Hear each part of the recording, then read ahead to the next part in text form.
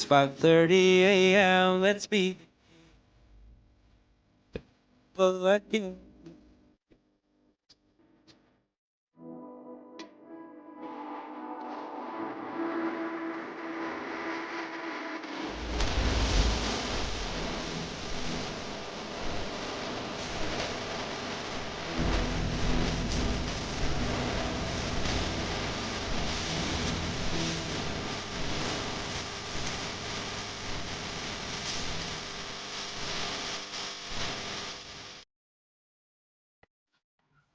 What is up, everybody? It is the Fantasy First Rounders live here again for week 3 of the NFL. We're rolling right along in it. As always, with me, I have my boys. I have BWit24, Billy Wit the Dragon, and then below me here on this side, at Real Ryan Hicks. Ryan Hicks, boys, how are you doing today? I mean, we're 2 weeks in. I don't know about you. I'm getting hit a little bit. I'm getting a little beat up, but that's okay, right? We're gonna get it rolling here. Yeah, doing well. Really excited about my teams. Off to some slow starts, but I'm confident some of these situations are going to turn around as we settle into kind of getting into the season already. Looking at week 3. Yeah, I'm doing pretty well in most of my leagues except the one I really want to, and the St. Jude Bowl. I'm 0-2 in that one. But I still love my team. Just Miles Gaskins killed me. The whole Miami offense has killed me with Gesicki as well. So otherwise, though, other than my Saquons, I got a lot of Cooper and Lockett. That's been really great this year. But again, week 2, so I'm excited to get going into week 3, where I feel like we're finally at the point where we're getting to know these teams a little bit and seeing what's real and what's not real. Usually around week 4 is when I feel comfortable. So we're about halfway there. There you go, man. Hey, week 2, there's plenty of season left, especially with that extra week this year, 17-game season. So that doesn't help, or that doesn't hurt us either. But with that being said, we're going to roll right into it, right? We got plenty of games to cover, plenty of info. But real quick, that St. Jude Bowl, Ryan, we brought in some stiff competition this year. Tell them who's on top. So, sorry, I had a dry throat. St. Jude Bowl. So this week we're going to be, and from weeks moving forward, we're going to be covering the St. Jude Bowl for the weekly high scorer and then the division leader. So starting off with Peyton Manning, my division, we got McAnoo as the high score at 166.66. You should be worried, son. That is not good. And then on the overall, we have Maker's Mark, who, God, I hate that he's in first right now, at 332.36. Then we move on to Reggie Wayne, the high score this week. This is Billy's division. The high score this week, though, was the Beef, 1228. Pintata, good job with a 156.1. Yeah, nice high score in the division. But the overall leader of that division is our one and only Billy Witt, who is team named the Dragon at 2-0 with a 296.9. Way to show us up, Billy. No, way to hold down, man. At least one of us is doing well in that. I'm probably going to shit down my leg at any point here, like I did last year in the St. Jude Bowl, but we'll take a 2-0 start. That's one of my very few 2-0 starts, so I'm not upset. I'm excited about it. So then we move on to CEH. The division leader here is TK, or no, excuse me, the week's high score was TK Legacy 15. His team name, I'm a fan of it, Galladay Inn, 2-0 with a 182.26. He's also the leader of the division with a 334.36. That's a nice score. Then we move on to Luke Jokel, this week's top scorer, Raider Nation 79, Scott Davis, who's 2-0 with the 157.9. But he's just behind the division leader, G. DeJesus, 519, who's 2-0 with a 326.16 total score. Moving on to Nuke this week, my cousin Kerry, Rough Riders, with the high score in all divisions, a 192.94. Good job, Kerry. Well done. And then the overall leader is Wilson Andrew 03, who is 2-0 with a 313.96. So moving on to Von Miller. This week, and the overall is the same person, Smackman Jenkins. He's 2-0. He's got a 153.2 this week and a 342.66 overall. Moving to Famous Jameis this week, shout out to Hutchinson B, 1-1. He had a 155.8, just edged out the high score in that division. And the overall, another shout out goes to Queen Bee's Pinto's wife, Bryn, who is in first place in that division with, a 316.62, 2-0 as well. Moving on to Super Mariota, where our overall high score is. This week's high score is the same guy who's the overall high score. He scored a 173.04. It's Eric S. 944. He's 2-0. His overall score is 384.64. The number one score overall in all divisions. Congrats, Eric. Well done. Kicking some butt. Moving on to Saquads. This week, a return of Britt Hodon, 2-0 with a 190.74, the next highest score this week. Overall, he is also leading that with a 318.6. And then the last division, Killer Kyler. This week, we have Dan Robbins, 2021, was the 165.8. He's 2-0. And then overall, shout out, this is my Uncle Greg, Desperados 3 at 2-0 with a 361.26, the second highest scoring team. So divisions are starting to shape up, but obviously it's way too early to say anything at all. You got injuries and guys just haven't performed like we were talking before the show. We're looking for AJB to get back on that path we thought he was going to be. Also, all the Saquon owners are surely, I know, Tom, you're waiting for Saquon to be full go, which I think happens this week. And we'll get to that later. But there we are with the St. Jude Bowl standings. Hey, man, I love it. Like I said, we brought in some real tough competition. Some people put together some incredible teams here, obviously. So excited to see how the season plays out there. But for now, we got to talk week 3, right? We're going to start off Thursday night football. Panthers, Texans. Panthers 2-0 going into this one, favored by 7.5 points. I mean, this is a serious team, right? You know, obviously Christian McCaffrey, DJ Moore, Robbie Anderson, and even Terrace Marshall, the rookie receiver, kind of the standout points. But Sam Darnold looked pretty good so far this season. Tight end, a little bit of a question mark still. Who's going to be the guy going forward? Is it Dan Arnold, Ian Thomas, Tommy Tremble? Who's going to kind of be that guy this year? The Texans, on the other hand, did see an injury to Tyrod Taylor. So Davis Mills, the rookie, starting this week. I don't know about you guys. I had him on my taxi squad in a few dynasty leagues. Pretty excited to have him there. It's a good thing to have an extra quarterback. Mark Ingram, Phillip Lindsay, David Johnson, all having touches so far. Brandon Cooks and Chris Conley leading the way at receiver, with Pharaoh Brown, Brevin Jordan down there at tight end. So, I mean, this is a game that I think the Panthers take it pretty easily. I don't have a lot of questions about that. I think it's going to be by how much, right?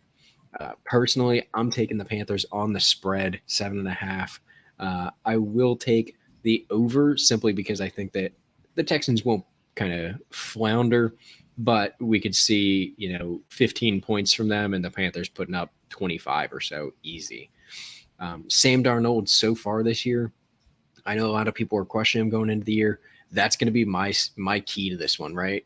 This man, 68.5% completion percentage so far for 584 yards, 3 touchdowns, 1 interception.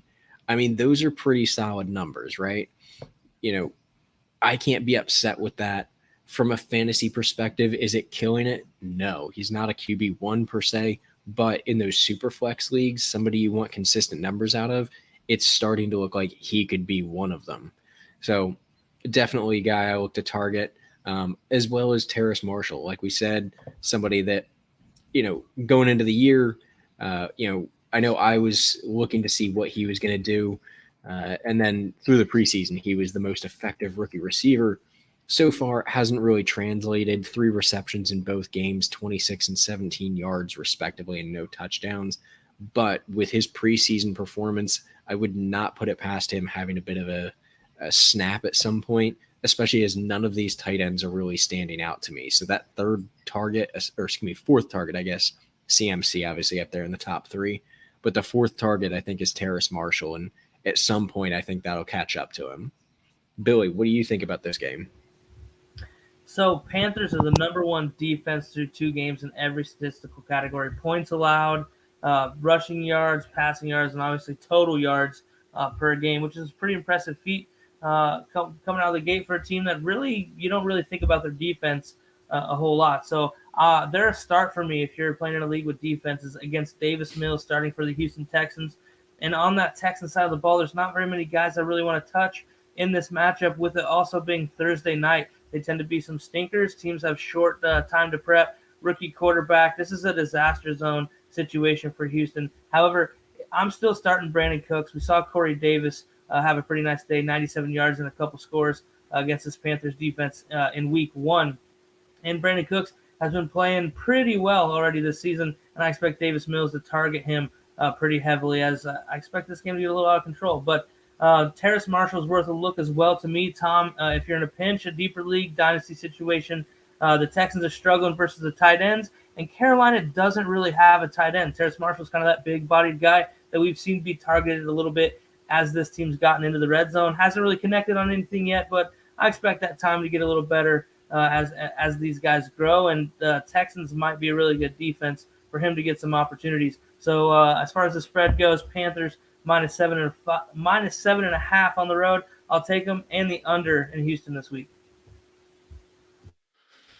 Yeah, so I wasn't that impressed week 1, thinking that the Jets defense could be had with Darnold. I thought, okay, that was underwhelming, but I thought the Saints defense was pretty good week 1, and so I'm really unsure here. Was that just a cave-in by the Saints, a la what we saw with the Packers week 1? Again, it's a little early for me to know that this offense is legit, but it does seem to be that high completion percentage against anybody is something I'm looking for. But for the over-under, I'll take the Panthers -7.5, and I'll take the over. I do think that the Panthers defense did get a stinker from New Orleans, and I don't necessarily think that they're not a great I think they're a really good defense, but number 1 seems a bit misleading. And the thing about the Texans is Davis Mills is likely going to launch it. He's going to have – this is a fantasy defense to use this week as the Panthers, because Mills is going to have some interceptions, but he's likely going to put up some yardage. So I would kind of look at Cooks just because he does seem to almost be matchup proof at this point. Another guy that I think is sneaky in DFS is Anthony Miller. He's going to be activated this week, and with Nico Collins out, there's somebody else out as well. I can't recall off the top of my head, but there's 2 receivers out for them, and Anthony Miller is looking to get some real run. So at the very least, the slot option. I've got a lot of Anthony Miller scooped up in some places that he kind of was forgotten about. This is a good player, a second-round draft pick that really just got his job taken by Darnell Mooney. Yeah, honestly, anywhere I had Jarvis Landry today, I picked up Anthony Miller for the 1 or 2 week start. That's a great thought. Good replacement. Exactly. Just for the short term, not necessarily. He's likely going to be my first cut once Landry comes back, or if somebody else more intriguing shows up on the waiver wire. But for now, I think he's going to be. I mean, he should see some targets and what they should be behind.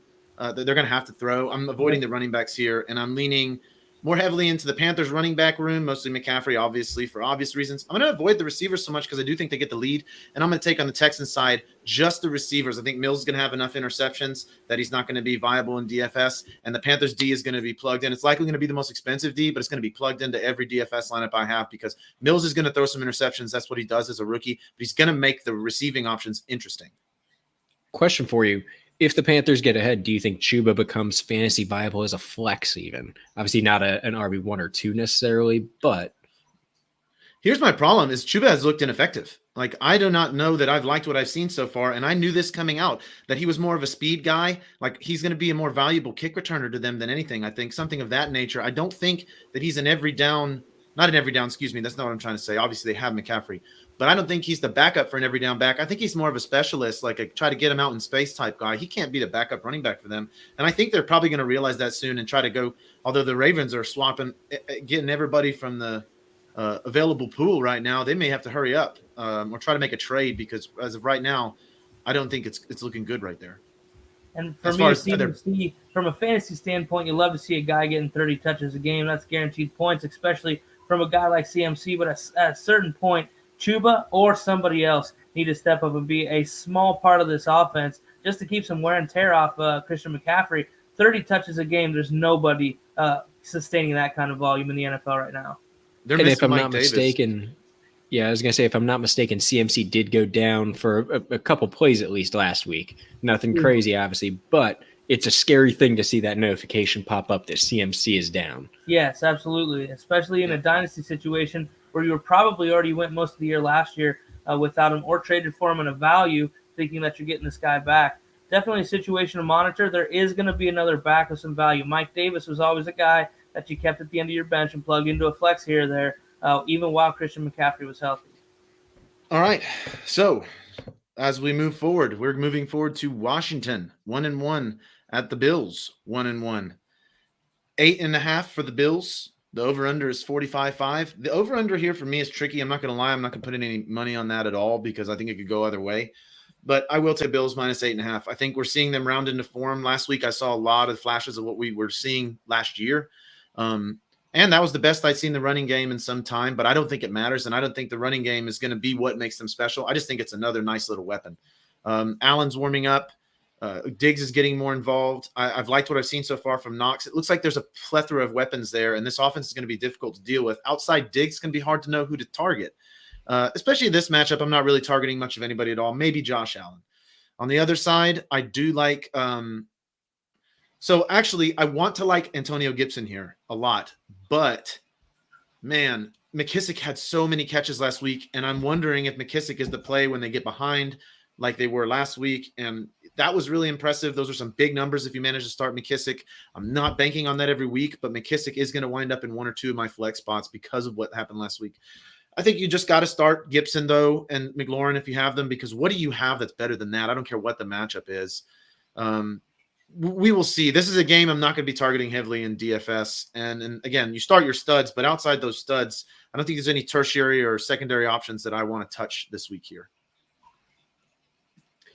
Yeah, I mean, I will say Taylor Heineke, somebody I didn't necessarily expect huge things out of against the Giants last week, obviously coming out from a backup role to start last week.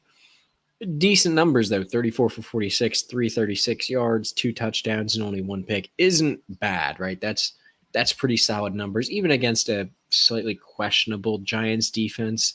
Not that it's terrible, but it's definitely not a juggernaut. As far as their offense, though, I mean, I think Terry McLaurin is the guy that I'm confident with him, and even J.D. McKissick, just from a receiving standpoint. Maybe he's not getting huge numbers on the ground, but he is getting touches through the air. On the other hand, though, Josh Allen, I do have some concerns. Obviously, this is a guy that I had ranked, I believe, as my QB1 this year, right? Completion percentages in the 50s for the last 2 games, right? You're talking about he's coming on. I think it's the other way around. I mean, his completion percentage went from just shy of 59% to just over 51% last week. I mean, 5 out of 10 passes is not good. So going to need to see a little bit more out of him. From a rushing standpoint, nothing crazy either. So hoping that, his 14 rushes for 79 yards and no touchdowns, that's not going to make up for it. But I will say the biggest surprise I had was the running backs for the Bills. Devin Singletary, 6.3 yards per carry with a touchdown last week against Miami's defense. And then Zach Moss had 2 touchdowns. I mean, hey, if that's going to be what it is, I don't know. I love having, a running back I can trust there. I think I'm hesitant for Moss still. I think it's touchdown dependent, and maybe somebody that if you need somebody as a flex or as a running back, you're really in a pinch, maybe. But Singleton looks efficient right now, and I like that a lot. They've struggled to find that. Yeah, Washington offense is in for a tough one in this matchup. I think Buffalo's defense has been playing really good. They're number 32, 30, and 31 against quarterbacks, running backs, and wide receivers through 2 games. Really off to a great start. Not good signs for us Gibson owners. Also with the usage situation that Ryan alluded to is really concerning, especially where we were all taking Antonio Gibson in drafts. I know I was getting him end of the first round, beginning of the second round in some drafts. And it's really kind of been alarming. But and I'm tempering my expectations for Terry McLaurin just in this matchup with Heineke. I'd like to see it against a better defense, but I do think he's a guy that you have to leave in your lineup. But no wide receivers posted 60 yards versus Buffalo this season, and that's including Juju Claypool, Deontay Johnson, Jalen Waddle, and Devontae Parker. So definitely some good players that can do some damage, and they haven't yet. So the Bills' offense is off to a slow start. But they do get a nice matchup for Singletary and Moss. You just talked about a second ago, Tom. And really, the real similarity that I saw last week, I mean, obviously, Moss wasn't available week 1. However, it's Singletary and Moss's usage is very similar to what we saw last season. Singletary between the 20s, Moss came in the red zone, except for both guys are actually being productive. Singletary's racking up yards and touches, and Moss is getting in the end zone. So if that continues to go, both of these guys are going to be RB3s, flex guys, that week to week, you know what you're going to expect. And Mossy is going to be touchdown dependent because Josh Allen is going to scoop up some of that opportunity that your typical goal line back is going to get already. So From just a regular week-to-week basis, I'm usually a Moss guy, but I think I'm leaning Singletary just on the volume. And I like what I see out of him, eyeball test, running down the field. He looks like he's finally understanding really how to be running back, he's a rugby player. So they're both top 16 running backs in week 2, and they're playing their best football together right now. So I'm starting them both where I have them because I just want to see what these guys can do in that offense. We've been waiting for a running back. Might be fun to get a piece of it. So I'm expecting this game to be a bit of a dogfight. I'm going to take Washington. The points with Heineke at the helm, and I like the under as well. I think Heineke's got a little magic in him that could be fun. I'll tell you what, real quick. Oh, go ahead. I was going to say, a lot of places I have Singletary. I have Moss as well. Yeah. And I love that move now because whoever it is, whoever I need, or if we're going to see numbers like that from the pairing every week where it's 2 or 3 touchdowns and 100+ yards, I'll put them both in at the flex, depending on what my depth is in that league. It's not a terrible move if we're going to see that volume out of that backfield every week. It's just going to be who gets what touch. I'm not entirely mad at that. It's not a bad move. I think if you're owning one of these guys, you're pretty excited about what you saw last week and even in week 1 with Singletary. It's not a bad move unless you get J.K. Dobbins and Gus Edwards, which I did in a lot of places. Well, now it looks bad. The one thing I wanted to say was this will be the 3rd straight week when Buffalo faces a really good defense. So this was a rough opening schedule. The Josh Allen people need to chill and hold. This is a rough option, but they're not playing these teams all year. This is ridiculous. Pittsburgh, Miami, and Washington are 3 exceptionally good defenses. So just be a little patient. It doesn't look like the Bills were firing on all cylinders, and they're getting going. They got the win last week. They're going to do it again this week, and as that goes, I still love Allen, and I would love to trade for Allen at the moment. So our next matchup, you guys, we got the Bears at 1-1 at the Cleveland Browns 1-1 as well. Browns favored by 7, touchdown favored at home, over under 46.5.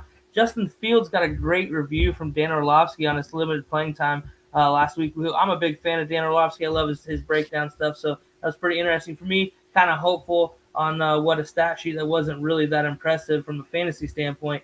But somebody saying he played good football is always nice to hear. So we really need Allen Robinson to become a part of this offense. He only has 8 receptions on 15 targets for 59 yards and a touchdown.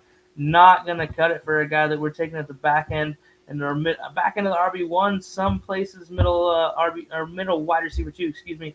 And Mooney, another guy we liked coming into the season who's disappointed so far. But Cleveland without Jarvis Landry, Odell Beckham Jr. possibly back. A lot of question marks in this game. If I'm in a deep league or maybe a dynasty league, Donovan Peoples-Jones, definitely worth the start. Chicago's allowed the 4th most points to wide receivers in the first couple weeks of the season. I'm taking the points with Chicago. I think Fields is going to play well, and I'll take the under as the no Jarvis at Odell. I think could be a little bit of growing pains from the Browns offense.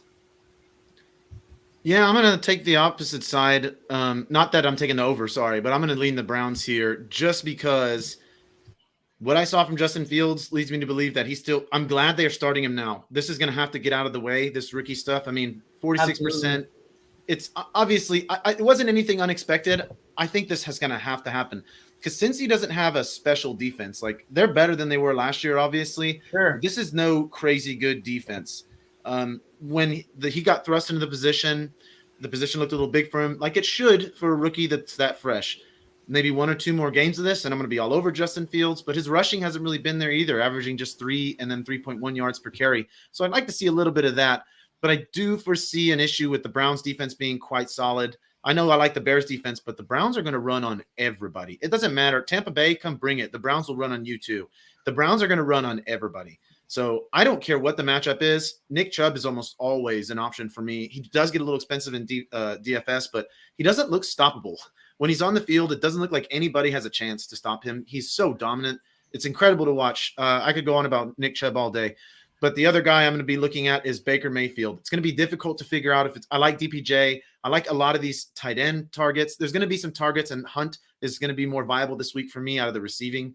But it's going to be Baker for me that I want more exposure to because I have a feeling it's going to be spread out a lot, and they're going to run the ball effectively. I even don't think that Baker's my favorite because I do like the Bears defense. But if I'm looking at anybody, it's Baker and obviously Chubb Hunt. On the other side, I don't think, other than Montgomery, who's looking, I know last week it wasn't as strong, but that first week is hard for me to forget. So I'm going to be looking at him some and maybe doing contrarian targets. Yeah, it was beautiful watching Montgomery rip off runs against the Rams. Yeah, it really was impressive, and I'm not going to be able to forget that. So Montgomery is going to always be a contrarian option for me. I think he's fully realized what he can be. Again, Fields makes it dim a little bit for me because I'm afraid he's going to struggle just for a game or two while he adjusts to the game speed of real NFL games. You know, it's not the same as preseason. So he's going to get there. I'm very happy that they're doing this now. It needs to happen. I know that Dalton's injured, but this is, they should have started this week 1 so they had a real chance, and I'm glad it's now finally happening. Yeah, I will say as far as Justin Fields starting, right, I think it is going to benefit David Montgomery. Last week, 20 carries for 61 yards. Obviously not great effectiveness, but I think he's going to get fed the ball. Those touches can result in points, so I think that could benefit him. And Justin Fields is a threat on the ground as well. If you're game planning as the Bears, you can plan into the game. Look at last week, 10 carries for 31 yards for Justin Fields. I mean, if you game plan a lot of read options or different plays where he's going to be mobile, it doesn't become, we're handing the ball to David Montgomery 30 times a game, and that's our entire game plan. You move Justin Fields around, you use play action, it can keep them both effective, right? Justin Fields, I might hold off a week or two to start, but I think David Montgomery is a good play. On the other hand, Baker Mayfield, stud last week. Obviously, 1 interception, but 19 for 21. You had 2 incompletions, one of which was your pick. That's pretty impressive. Not a lot of guys do that. Nick Chubb, 8.6 yards per carry. I know it's the Texans. It doesn't matter. 8.6 on 11 carries is college football. It's not. That's monstrous. And he only got 11 carries. Imagine if he got 15 or 20, right? It would have been a 200-yard game for him. It would have been, if Kareem Hunt wasn't there, it would have been a Derrick Henry game where he's putting up 230 yards. Chubb really is the only guy outside of Derrick Henry who has the ability to put together a night that sets the rushing record. Exactly. Yeah, so Chubb, I have no concerns with Chubb. Hunt, I think you're right. I think this week is a little bit more effective in the passing game. I think simply because, without having Jarvis Landry out there, it's somebody that Baker knows well. He's confident in him. And like we said, DPJ, I don't think he's not confident in him. Rashard Higgins, I think they're both very good options. Even if OBJ is out. If OBJ is out, by the way, I do want Higgins and or DPJ in formats where I can get them. I know Felton was the guy last week at, two receptions for 51 yards, but those are my 2 guys, or Higgins and DPJ, because they're going to get touches if neither OBJ or Landry are out there. Yeah, the last thing I wanted to say, I'm sorry, before we move on, Felton, I'm glad you brought that up because I totally forgot about him. This is an intriguing guy.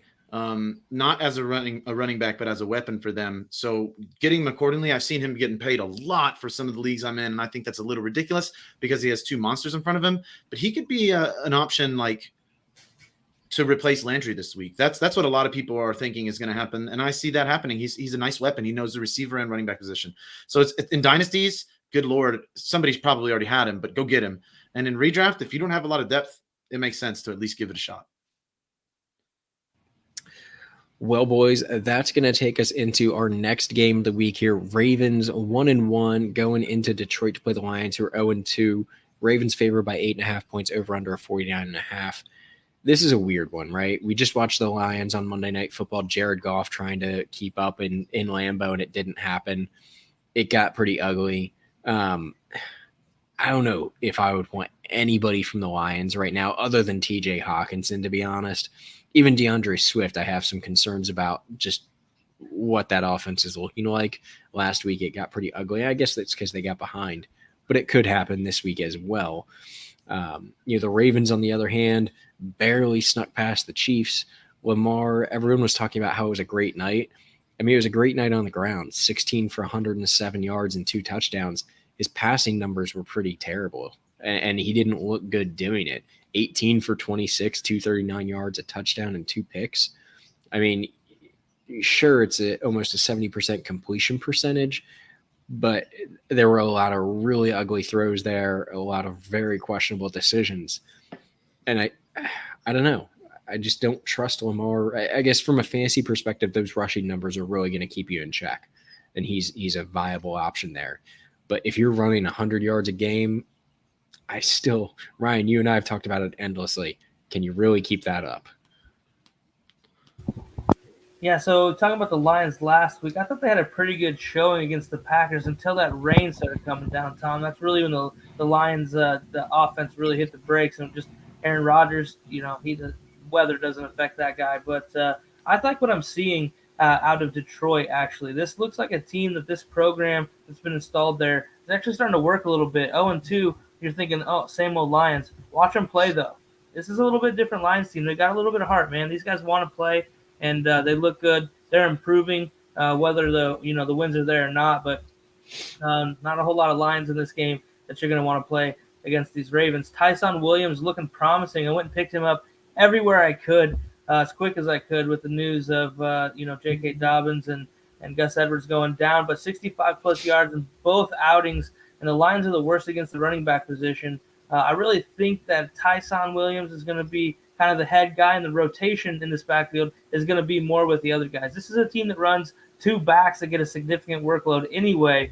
I think Tyson will play that kind of 1A, and Devontae and the rest of the crew be that 1B to him. So I'm really excited about him moving forward. And Hollywood Brown is also a guy I like this week. 16 targets, 2 games, wide receiver 5 currently in PPR. Nice start for him. A guy that started out really slow last year, scored a touchdown in 6 straight games to finish the season. Kind of picked up where he left off. I think Sammy Watkins on the other side of the field, maybe Sammy's production isn't going to be as great, but I think he does a lot for Hollywood Brown just being on the other side of the field. There's another guy that you have to worry about a little bit, and Sammy can do some things that you probably don't ask Hollywood to do, but I think the Ravens explode coming off that Chiefs W, riding that high. The Lions are a speed bump in the way of this team as they pick up momentum heading into the middle of the season. With their running back situation, beating the Chiefs, Ravens feel real good. So I'll take the Ravens in the over in Detroit this week. I'll take the Ravens in the over as well. Tom, I'm slowly but surely liking more of what Lamar Jackson is doing. I'm not saying he's a primo passing quarterback here, but he is throwing the ball deep more. I see a lot of improvement in a lot of areas. Me too. Well, I like that he's willing to take the shot this year. He's taking shots, and Hollywood Brown is getting the benefits of this. It was what looked very lacking last year, because if you remember the year that Lamar blew up, he didn't have a ton of yards, but he had those big plays with Hollywood a lot. It was a lot of like dink and dunks with the occasional big play to Hollywood. And that's where we were thinking coming into 2020, we were going to see more of that. And he let us down early on, but like you said, strong finish. And I like what I've seen so far. So I'm going to take Lamar and Hollywood in this. Lamar's going to be my quarterback in a lot of DFS this week. He does seem to have put more things together. I mean, whether or not they squeaked out, beating the Chiefs, period, is very difficult to do. The defense has been letting, especially. Seriously, we saw the September numbers from Mahomes. So the defense has not been doing its job. It's been the offense, which we were all worried about the run game. They just seem to pop guys in. I'm with you on Tyson, Billy. I'm a big fan. But for me, on the Lions on the other side, the one guy that I want to mention before we move on, because I'm with you. I mean, I do like the Ravens, but for the Lions, it's Hawk. The other guy for me is Quintez Cephas. I really liked what I saw last week, and with the opportunity he's been given, he's kind of capitalizing. He's a guy I think we liked last year, and he just didn't get the looks that we were looking to see from a guy that was, we were a little bit hyped up on, especially with the receiving situation last year in Detroit. So getting that opportunity last week, he made the most of it. He had some big plays.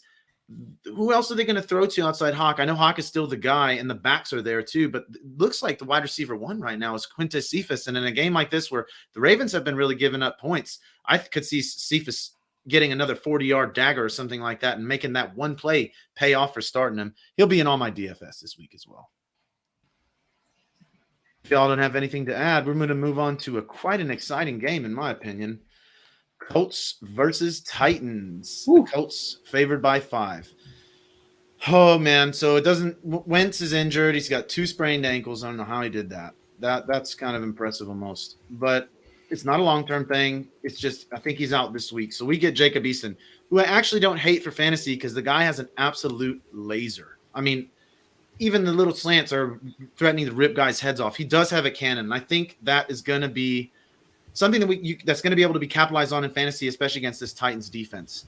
But man alive, I know that the Colts defense is good, but the Titans are finally getting going. I think this is the week that AJ Brown's going to score. I thought he was going to score last week though, so don't believe me.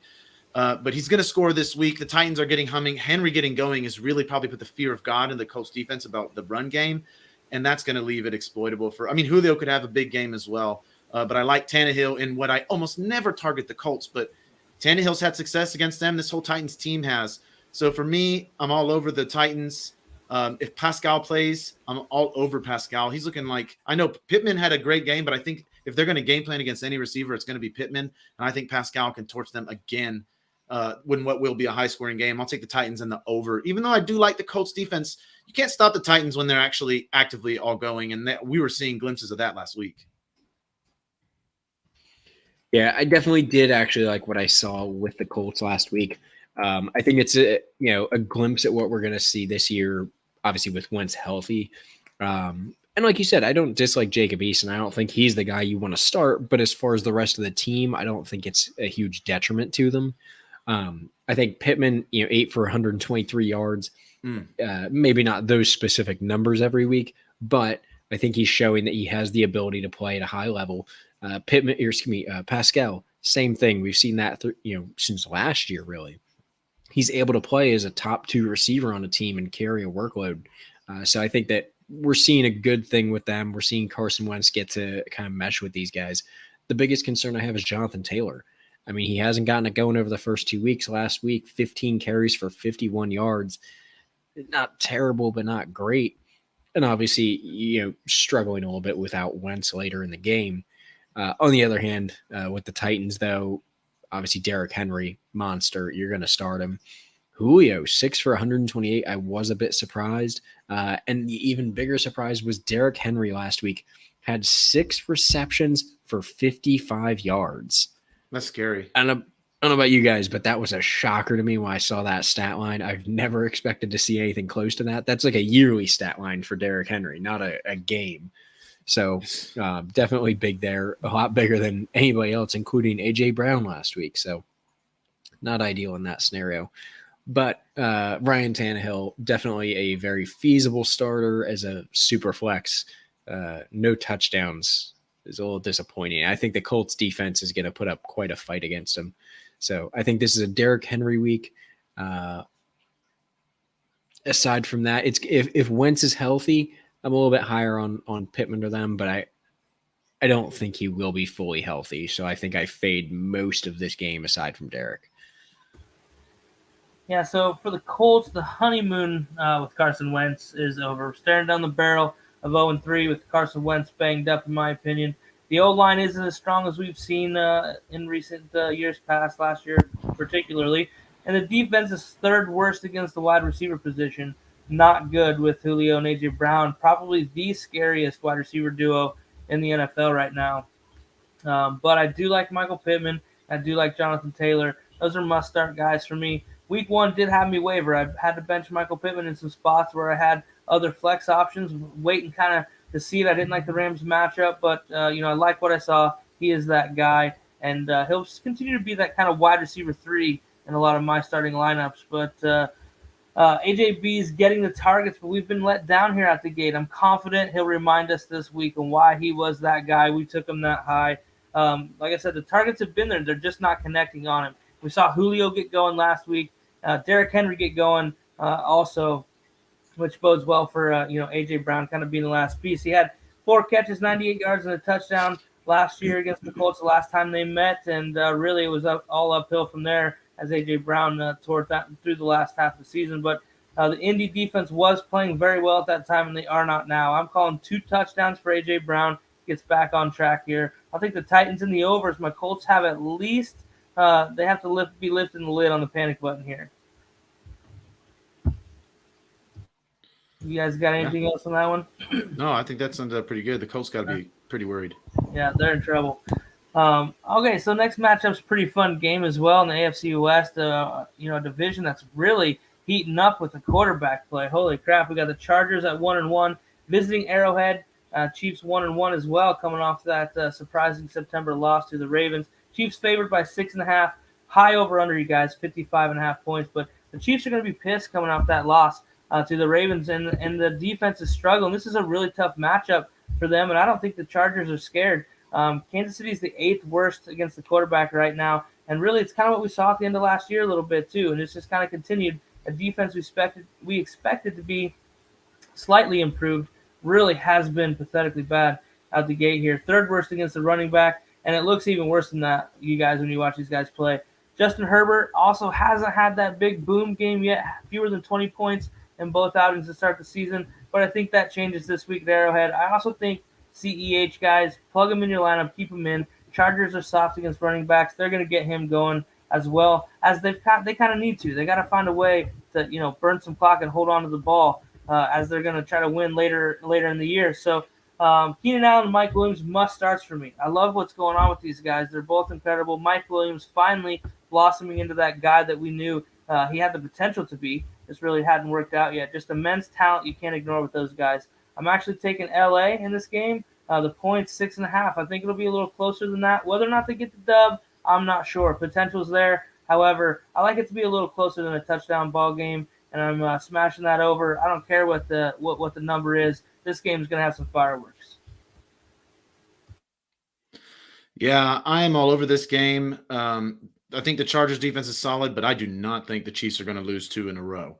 Will they cover the spread? I actually think I'm going to lean Chargers because to me, this is going to be a gunfight and it's going to be close, but the Chiefs are likely going to win. I'll take the over as well. I'm targeting everything here. Everything. I mean, Kelsey's a duh. So is Tyreek, even though he was not good last week. I think the Chiefs fixed that game plan. You can't really take him out if they do it right. He's too fast. I would avoid CEH just because I can see this turning into like a shootout, and I know that he gets involved there, but will he get the volume with the other weapons there? I don't know. There are better matchups for me. Maybe matchups where they're going to be a bit more ahead. I'll lean more towards his way. But as for this one, I could see this one getting crazy with the receivers. And I prefer Eckler on the other side just because it does seem like he gets more involved than CEH does in the passing game, at least as of yet. Last week, we saw a little more Eckler through the air. And if they can use him like that, he can at least maintain some value in PPR leagues. But it's Mike Williams and Keenan Allen. My goodness, those guys. And Jared Cook has been fantastic. As far as like a tight end you could have gotten late, man, that was really nice. On the other side, again, you start everybody here. This is going to get crazy. I highly suspect that this could be the highest scoring game of the week. An over-under of 55.5 kind of thinks that other people agree with me.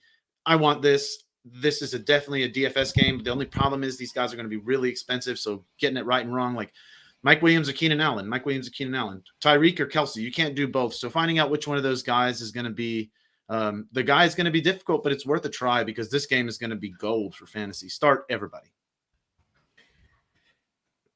Oh, boy. Yeah, I mean, I think I'm leaning, like you said, Ryan, Chargers on the spread. I think it'll be a close one. And I want to hit the over. I am praying that it's not like last week where I hit the over on Chargers Cowboys and got screwed on it because they decided to just stall out at halftime. But I digress. Chargers, Justin Herbert, I think you're right. We are going to see him start to come into his own here. Last week, he kind of started it, 31 for 41, 338 and a touchdown, but had 2 picks. Obviously not something you can do. But I think going against the Chiefs defense, I think he should be okay. They've struggled a little bit. I don't want to say struggled is necessarily the right word, but they haven't excelled maybe against some subpar quarterback play last week. Cough, cough, a running back. But like I said, I think Justin Herbert this week is the guy. Austin Eckler last week put up some pretty decent points, 9 for 54 on the ground, 9 for 61 in the air. No touchdowns, but serviceable numbers. Keenan Allen, a monster. We know that. The one thing I was a little surprised about, Justin Jackson, only 4 carries, but he did have 5.2 yards per carry. So, I mean, that's if he could carry that over 10 carries, something that maybe it's a guy that I want Target to have on a bench that's deep if Eckler goes down, which we've seen previously in his career, but yet to be seen. For the the Chiefs, like we said, Patrick Mahomes, play him, Travis Kelce, even McCole Hardman, I'd play him. CEH, I think he does get enough touches to be serviceable. If you are relying on him as your RB1, you probably have bigger issues at this point in the season, though.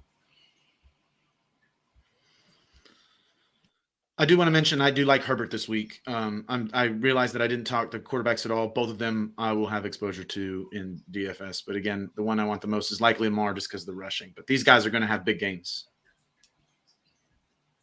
Lamar.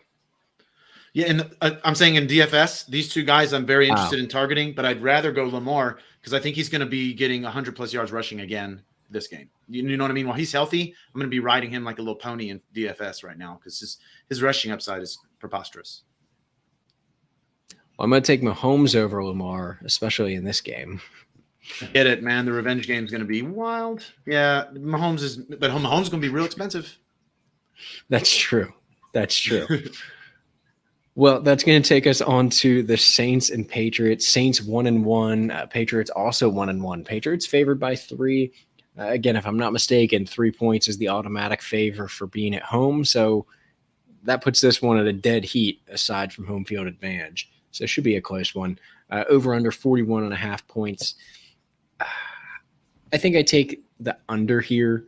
I don't love Jameis up against this Patriots defense. They looked pretty good last week, and the Saints looked pretty bad. Obviously you're struggling a little bit at receiver at this point. Michael Thomas out. They're down to Marquez Callaway, Deontay Harris, and Will Jordan Humphrey, and Ty Montgomery has moved out to receiver for them. Not a great situation.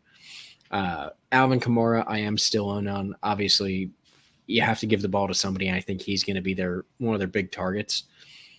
The Patriots, on the other hand, Mac Jones, not playing bad football. I was a little bit surprised. The team around him was questionable, I think. Some guys that on other teams haven't excelled maybe, but Nelson Aguilar having a pretty decent season.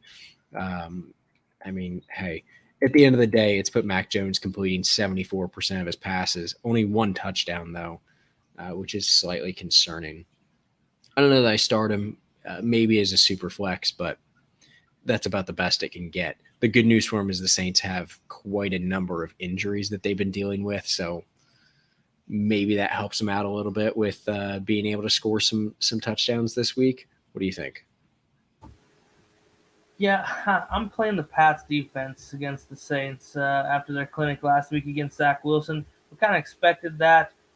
This defense is good enough to really prey on quarterbacks that are mistake prone, and I just think they continue that against Jameis Winston. I'm sitting him this week in your lineups. Tough too after that week 1 outing, but still week 1 a pretty low yardage total, under 150 yards passing, so not something, the 5 touchdowns, some of those are pretty close. Those could be run plays, a little bit fluky, so not something to hang your hat on just yet. I do think they get going here soon, but this is just a rough stretch for them, going to New England after a poor outing last week. Just not an ideal situation, but we do need to see New Orleans get things figured out. The Pats are top 5 against all the relevant positions out the gate here, and I expect that to kind of be sustained throughout the season. Of all the things we're seeing early here, this is one thing that probably won't change. I'm just not real happy about anybody in this game. If I had to play any Patriots, I would be in on James White and maybe Jacoby Myers. Nelson Aguilar, he always seems to make a play in big games. He's a flex option for me as well. I'm staying away from the Saints outside of Kamara, who you have to start because of just where you draft him. You don't sit a guy like Kamara unless the situation gets a lot worse than it is yet. But Pats in the under as far as the spread goes for me. I think this is going to be a very low-scoring game, 17-10, 13-6 kind of thing. This is going to be ugly. 2 good defenses and a young quarterback and Jameis Winston who hasn't quite found his groove yet. Well, I'm going to take the under, and I'll take the Patriots just because it's Belichick, and I don't know what's going on with the Saints. And Mac Jones has been, what he is. He's accurate, and I like that. But I don't really want to touch anything else. Again, I think Aguilar remains a streaming option most of the season just because of what his upside is. And Myers has proven that he's a streaming option as well, or a flex piece, depending on matchups. But I don't like this matchup at all. I, honest to God, will have 0% exposure to Kamara in DFS, and I do not think he's a top 10 guy this week for the simple fact that what does Belichick do? He always takes away one thing from you. And if he goes after Kamara, who's going to beat them? If he tries to take Kamara out of the game, who on the New Orleans Saints right now can beat them? I would never thought I'd say this, but they miss Traquan Smith right now with that deep ball. Marquez Callaway does not look like a wide receiver one. They're going to have real issues this week because I think Belichick clamps it, the big defensive clamps down on Kamara and says, somebody else beat us. Who else can? And then on the other side, again, if we see the Saints defense that we know we can see, I don't want to touch anything here. I'm going to have no exposure to anybody here in DFS. And again, I'm only going to, obviously, like Billy said, you start Kamara, but God, I don't want to touch him this week. It's impossible for me to see him having a top 10 finish.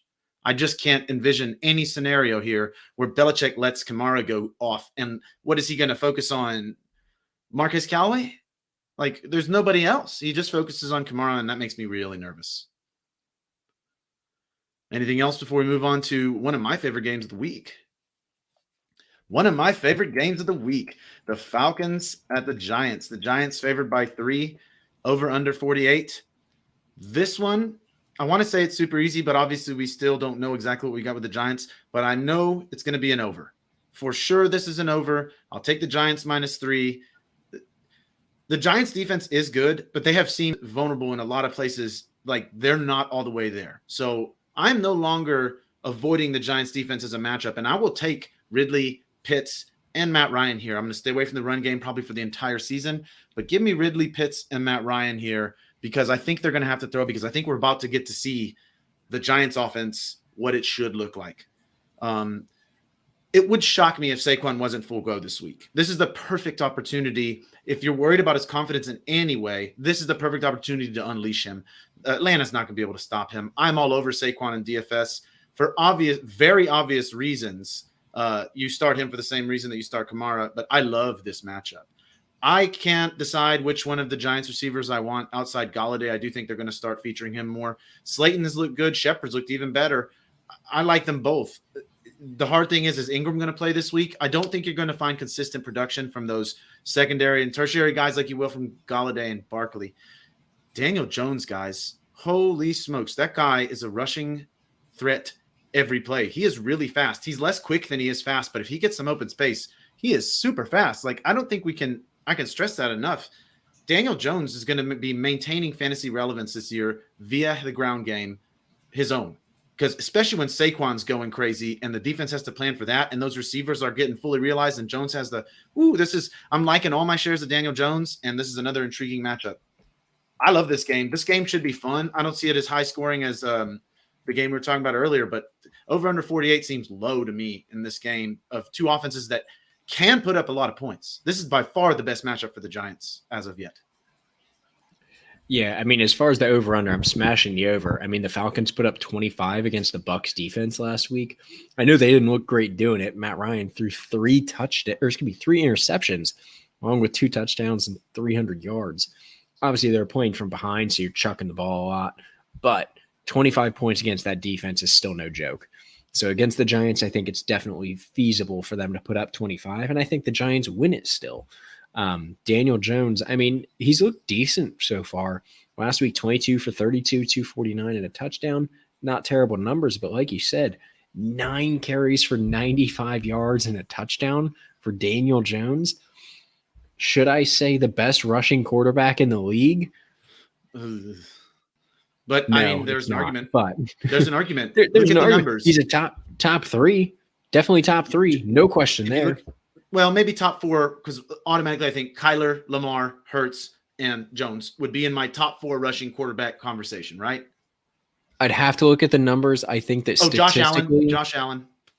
I think statistically right now, Daniel Jones clearly exceeds Hurts and Josh Allen as of this season. Pretty significantly, if I'm not mistaken. Yes. I'd have to look at the numbers, but I'm saying like we said, exactly. Definitely a solid option there. Gives him a very good floor, though. This is a guy that, I don't know about you guys, I've seen him on a few waiver wires. No, I've seen him getting picked up, too. Well, yeah, I've seen him getting picked up, but I would check your league. If Daniel Jones is on the waiver wire and you have any possibility of wanting a backup quarterback even, this is a pretty great option with that rushing floor. I don't think it's, overkill for him necessarily. I mean, definitely a lot of yardage and a lot of running for him, but it's not his first line of defense, if you will. So Saquon needs to get it going. Last week, a little bit better as far as efficiency goes. He's 4.4 yards per carry on 13 for 57. But I need to see him keep stepping it up. Really, in the passing game, that's where I want to see him excel. They haven't been giving him any looks early. Last week, only 2 receptions for 12 yards, hoping that increases. Shepard, Slayton, Galladay, all, viable, I think, this week at least. I think both teams will be throwing the ball, trying to outrun each other, trying to outscore each other. But, Giants going to do it with the over. Yeah, really interesting. Really interesting matchup with 2 0-2 teams. Honestly, this is going to be a fun one. Neither team are where they want to be 2 weeks into the season, but on Atlanta's side, I'm in on Cordaro Patterson and Mike Davis. The G-men been soft to running backs this year, starting out the gate, like you said, Ryan. They're just not quite right, and running back is really where they're getting gashed. And at the beginning of the year, I did talk a little trash about Cordaro Patterson not being a viable option for the run game, but the way they're using him out of the backfield is absolutely something that caught my eye. And I picked him up in several spots. Not getting a ton of carries, kind of that complimentary role as far as carries, just enough touches to make it worthwhile. But the targets out of the backfield, it seemed last week, the Falcons really felt like they kind of found a way to use him and move the ball. And it was something that I like on my fantasy team. A lot of flex spot opportunity for Cordaro Patterson in my lineups. And they're not very good against tight ends. So Kyle Pitts is in for a breakout day, hopefully, after an okay start to the season. And I'm not in love with the Falcons' passing game. Calvin Ridley looking like he's in for a disappointing season without Julio opposite side of him. But how much we've promoted the Giants players, that defense is pretty good, but they have been beat before. So Calvin Ridley's a guy I'm not necessarily going to just sit and bail on. But it's been really disappointing out the gate, I suppose. But on the other side of the ball, I love all the Giants. I'm starting Galladay. If not now, when? When's this guy going to get going? The targets have been there. Timing seems to be off. A little bit of frustration last week. I like to see that. It means he's wanting to play better. I like that. And my dude, Sterling Shepard, I'm starting him everywhere I can in this matchup. Currently wide receiver 9. And considering Slayton as a guy that's going to catch a deep shot, they're targeting him as that guy that really backs the safeties up. And I love that role for him. I think as this offense gets going, he's going to be more and more deadly. And I think he's also a guy that's capable of having a really big day. If somebody gets creative on trying to stop Galladay and Sterling Shepard, I think Slayton can really beat you. Just who he's going to be matched up on, he's a superior talent to your third cornerback in most options, I would say. But I expect Saquon to be Saquon in week 3. I really think that was 2 games on short time to start the year. The Giants wanted to be smart. They had that Thursday night game in week 2. That gave them another mini bye week to just give Saquon that extra rest without really throwing him to the Wolves. They're in a great spot. They really bought another month out of the deal almost by not running him into the ground with a bunch of touches right out of the gate. So I think he's going to be that guy. What's coming out of his mouth on Twitter and such, I like it. Seems like he knows he's ready to go. The Giants are the ones that got a hold of the reins, tied him up and kept him down. But I like him coming off that mini bye week. It's time to unleash him, I hope. Got a lot of Saquon shares. Giants in the over in this one. I think it's going to be a pretty fun game to watch if you get a chance to. All right, our next matchup, we got the Bengals at 1-1, playing decent defense. They're not great at anything like you talked about earlier, Ryan, but they're really just pretty good at everything, not really have a weakness, playing all right, which is just enough to support that offense. Going to Pittsburgh, 1-1. Steelers are favored by 3.5, over under 43.5. Kind of a funny number to me with this matchup, but the Steelers have been getting beat by wide receivers, guys. I really think this is when T. Higgins is going to impose his will as that guy that they go to, because the Steelers with Minkah Fitzpatrick are not going to give up a 60-yard bomb to Jamar Chase this week. The Bengals are playing surprisingly good defense, like I said, and the Steelers are putrid on offense right now. Outside of Najee, I'm not starting any Steelers, and Najee's just strictly on volume and touches alone. However, give me the points with Cincinnati and the under in Pittsburgh this week. Yeah, this is a confusing game to me because I know the Steelers defense is good and I didn't like what I saw from the Bengals, but I still believe in their offense. I want to know if TJ Watt's going to play because that's going to push me more towards the Steelers side. If not, then I'm going to lean that the Bengals might at least cover this 3.5 spread. But I still think Actually, I'm not going to touch this over-under. If you force the gun to my head, I would say over because I do think the Bengals are going to find this Steelers defense out a little bit with all the weapons they have. But I'm off Big Ben right now. That's another team I think should be calling the Eagles about Gardner Minshew because his arm doesn't look good. The offensive line is really the core part of the problem, but that offense looks bad. The defense has really salvaged it. For the Bengals, I don't like Mixon this week just because of the matchup. And like you said, Higgins makes the most sense to me. Also, Boyd with that underneath jump might end up with like 8 catches this week. But the guy I like the most is Burrow because I think he's going to figure this. That was a bad, rough week for him. That was looked uncharacteristic, and I think I see a bounce back coming and the upset for the Bengals unless TJ Watt can play effectively, I guess. The effectiveness of TJ Watt could swing me the other way. So I am concerned about the health of the Steelers defense, Watt specifically. I just don't think there's anybody I'm really wanting to target here because I have a hard time figuring out that Steelers offense. And is that Bengals offense going to be able to figure out that Steelers defense? It's tough to know because we know what the Steelers defense is, right? And we know what the Bengals offense is. It's at their best, it's like a rock and a hard place. Are we going to get the best versions of that? If we get the best version of the Steelers defense, I don't really want the Bengals. But I do believe in Joe Burrow, and the Steelers seem messy right now. So for me, avoiding DFS, you kind of almost have to start your studs, but I'm leaning outside other than Claypool just because of his touchdown potential every week. I'm not really liking these receivers until I can see like Big Ben more effective. It is a concerning situation in Pittsburgh right now, and I'm curious already in week 3 if they're not really wondering if this is the quarterback for the rest of the year. I mean, I don't know. We could see a better bounce back. I just haven't liked it so far. Yeah, I mean, when I take a look at the Bengals, I don't know. Joe Burrow looks good, right? He's putting the ball on target. You know, when you look at the stats, right? He's got an 80% on target rate, only about 14% bad throw percentage. He's only got 1 drop on the year, which is helping him out a lot. But they're not able to move the ball effectively. I don't know if that's Mixon. I don't know. It's tough to say. I haven't been able to watch full games, but I think that looking at Mixon running 3.5 yards per carry last week, it's not ideal. Nobody else ran a single attempt last week. That's not great. So you're really relying on just moving the ball through the air, and I don't think it's going to do it, especially against the Steelers offense. So I think in fantasy, I'll play Joe Burrow because I think he's going to throw the ball. He needs to knock down the interceptions a little bit from 3 last week, but I think he can do it. I think you nailed it. Higgins is the guy.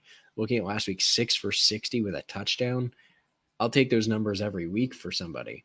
Those are solid numbers. Ooh. Exactly. Those are solid numbers. Jamar Chase, only 2 for 54, but another touchdown for him. That's 2 good weeks to start the season. I almost get a little hesitant to say he would do it for 3 weeks in a row with 3 straight touchdowns. I think I would lay off just a little bit. I'm a little nervous to do that, but I think still a viable option depending on where you drafted him. You might have to play him. The Steelers, on the other hand, like you said, Roethlisberger, not the guy. He is playing piss poor football. My bigger concern though is Najee Harris. Only 10 carries for 38 yards, 5 catches for 43 and a touchdown. That touchdown, I think, is really what kept him viable last week. But those aren't the numbers we're hoping for. I mean, 15 touches a game, not going to do it. We wanted to see 20, 25 from this guy. Am I wrong? Easy. And we're not seeing it. And I don't understand why, when Roethlisberger is struggling so badly, why they're not giving him the football more.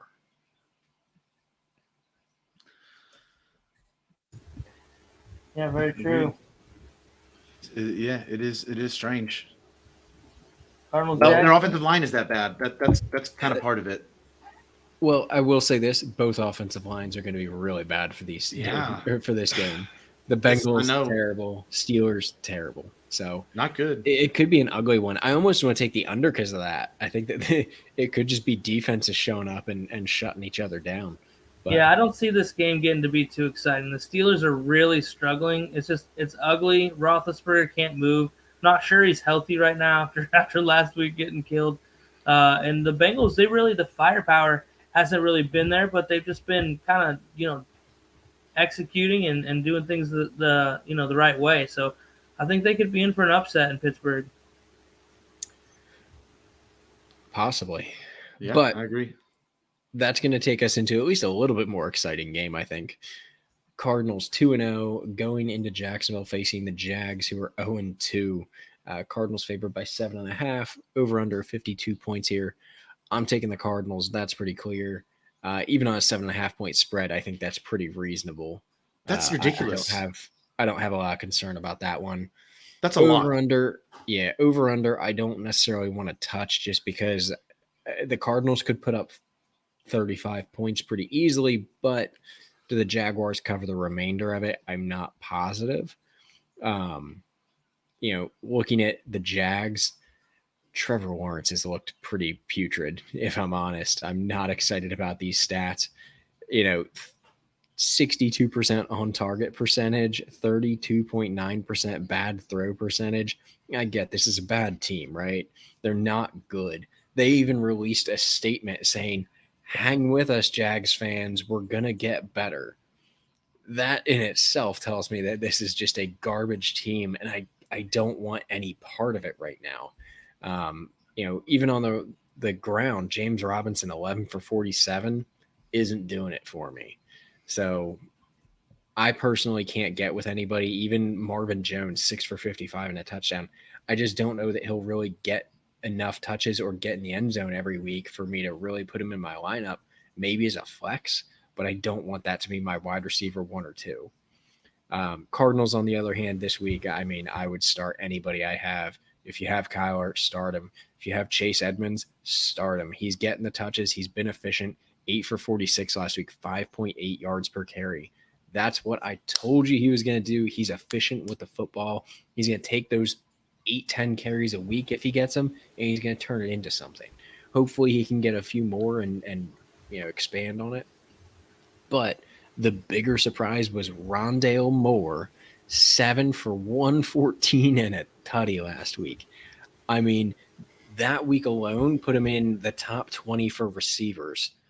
No other receiver has as few targets as he does. Hopefully that holds up because I have him on my taxi squad on like 6 teams, and I love that. Yeah, it's going to be a bad day for the Jags, you guys. I'm starting the Cardinals defense, too. The way they got after Ryan Tannehill in week 1 made me feel like the Titans had serious issues. And then last week against Seattle, who tore up the Colts in a similar fashion, they held their own just fine. So I really think this Cardinals defense is the real deal. Last week, a little letdown, but I'm starting them. Cardinals defense, I'm starting all my Cardinals on offense. Christian Kirk could be in for a huge day. I think A.J. Green has a fantasy relevant day. If you've got him for a flex spot, I think this is an opportunity to start him. I also think on the opposite side of the ball, from a wide receiver standpoint, this is an opportunity for DJ Chark and Chenault to have big days too. Arizona having some vulnerability through the air, which is really just a testament to their style of play. It's high flying, try to score a lot. They want a shootout, so everybody's throwing. So a little bit of that isn't a testament to poor play, more just heavy volume through the air. I think the Jags will be playing catch up early in this game, so I'm really liking DJ Chark to just have a day. Cards in the over. I don't know if Jacksonville can stop Kyler and the gang. I don't think they will get a stop in this game. Who the hell makes these spreads? This is the jokiest spread I've ever seen. 7.5. Absolutely. I will guarantee I take that all day long. I might take that in the first ridiculous. quarter. I will put my house on that. That is outrageous. The 52 is more accurate as far as over or under. Because like you said, how much are the Jags really going to score? The Cardinals are going to blow them away. This is not – if the spread would have been 14, that would have felt more real to me. Even still, I would take the Cardinals at 14. Absolutely. I don't know that I'm in. I think I hate Urban Meyer. I really do, because that first drive last week, they had J-Rob heavily involved, and they were effective. They drove right down the field. And then J-Rob just went to the bus and hung out, and they never used him again. They can't do anything without a run game. I think, doesn't everybody know that? The best friend to a rookie quarterback is a solid run game, which comes with the – He is killing me with the J-Rob, man. I hate him. I hate him because I have me too. I have a ton of J-Rob. Guys. I know the talent. It's frustrating. Is Urban Meyer one and done? He's going to USC. He's going to pull Wait, does he make it through the season? I think that might be the better question. Does Urban Meyer make it through the full season? Does he pull a This is rough, Saban? man. What's I the think they do. over-under? He's too big. They'll let him have the year. They'll let him have his chance to build. Does it, but he let them have the year? I don't know. If I don't know. USC calls with the right amount of money, probably not. Yeah, this is so strange. So Christian Kirk to me is a guy we'll be targeting this week. I think he could be very beneficial. I'm with you. Edmonds, that's the guy for me. The volume isn't there, but the efficiency is. Think a little bit like AJB his rookie year. He didn't get the targets that you want, but when he did get the ball, he was very effective with it. So he's a viable option all the time, especially this week when they're going to get a huge lead. But like I said, I'm not touching the Jags. This is another defense you could really be excited about playing, but the spread is terrible. Seriously, this is a lock. If it's still at 7.5, I'm gonna put $100 on it as soon as this is over with. That's outrageous. That's a terrible spread. Way, Chase Edmonds, if you can get him in Dynasty, am I wrong? I think that he has shown he's the guy for the Cardinals, at least for the next year or two here. You have a couple years. He's the guy that picks up a lot of steam develop. as the season gets on. The back half of this year, I think Chase Edmonds is going to be way more valuable than he is currently. I think once they figure out how to use him. I'm afraid of him in Dynasty for this single reason. If you were going to say, all right, what could they address in the offseason to improve their offense? You could say tight end, but you don't, unless it's Kyle Pitts, you don't want to put crazy capital into tight end unless it's like a Pitts or a Pat F. I do like a Pat F as well. But if you're not going to get that guy, it's running back would likely be the next. So I'm afraid that they're going to get a running back. I'm taking O-line first. Well, I'm afraid that O-line needs addressing. Not when you have Kyler Murray, it needs it less so. You know what I mean? Like, yes, you're right. But you want to protect him. You don't want to be like the Seahawks that didn't protect Russell Wilson, who just hates his life up in Seattle and almost demanded out. Fair, but there's another way to protect him, and that is to get a Najee Harris type of a player. Get a guy that defenses are going to have to. Chase Edmonds putting up almost 6 yards a carry. I'll take that. I think it's a matter of figuring out how to use him. I think later this season, I think Billy nailed it. We'll see him develop and they'll figure out what they want to do with him and how to utilize him better, and we'll see the efficiency hold. See, I like him this year. I do. But in Dynasty, next year, they could legitimately draft a stud, and now you have real issues. I mean, they signed James Conner this year. That doesn't show me that obviously, if you're going to sign James Conner, to me, you're signing him for his upside. You're not signing him to be a backup per se. You're signing him because he does have that kind of upside that you look for. And if they really liked Edmonds, I think they would have got somebody other than James Conner. And I think they like Edmonds for now. Keep in mind, they signed Conner to a 1-year deal. Yeah, that's I think what that I mean. was It was just a try. They didn't know what do we really have with Edmonds, and I think that you're seeing that now. I think we're seeing that Edmonds is a good back that can, if you gave him more than what do we say, 8 touches, I'll be at 5 receptions for, again, 5.8 per reception. It's just hard to see me looking at him as a cornerstone of this offense. I can see them improving that position. You know, they got Hopkins, they got Kyler. When I look at, they don't have a 3-headed monster with a running back. And if they could get a primo running back, I don't understand why they would. Or maybe even sign a guy like Aaron Jones last year. You bring a piece like that in. Whoa. I mean, I know I like Edmonds, but this isn't a game-changing running back. So I don't like him in Dynasty as much unless he really breaks out this year. Like if he has a big breakout and then they're like, wow, we did it, we found him, then okay. But I see them looking for running back probably mid-rounds of the draft. And when mid-round running backs can be beasts. I mean, they really can be. Look at Kenneth Gainwell went. You get a Kenneth Gainwell there. If Kenneth Gainwell was in Arizona, that would likely be his job right now. That's the way I look at it. I like Edmonds, but not as much as a guy like Gainwell. So let's move on, and I'll be short and sweet on this next one. Jets at Broncos, spread of 10.5. See, how is the Broncos spread bigger than the Cardinals spread? That makes no sense to me. The Jets are not that good, though. 10.5 is the spread, over under 41. Give me the under because I think the Broncos are going to probably score about 30 points, and I don't – the defense is good. The Jets, I am still all about Zach Wilson. I have seen what I wanted to see. He's a rookie. People need to remember that because everybody's expecting Russell Wilson, Andrew. Like I've talked about this before. You don't usually get that from rookies. So Wilson's struggling. Duh, he's a rookie. I get it. It's making sense. But for me, I still like Wilson in Dynasty a whole bunch. I would even argue at the moment he might be my favorite, although we haven't seen enough of Lance or Fields for me to make that definitive statement. But I still like it. The talent is all young there. It's a lot of young talent that'll grow together with Wilson. The defense has talent too, but this is going to get ugly. So don't touch the Jets this week at all. Teddy Bridgewater has been a revelation. I'm a Teddy believer. Unbelievable. This is the best version of Teddy we have seen so far. Sutton, I'm all over this week. Same with Fant.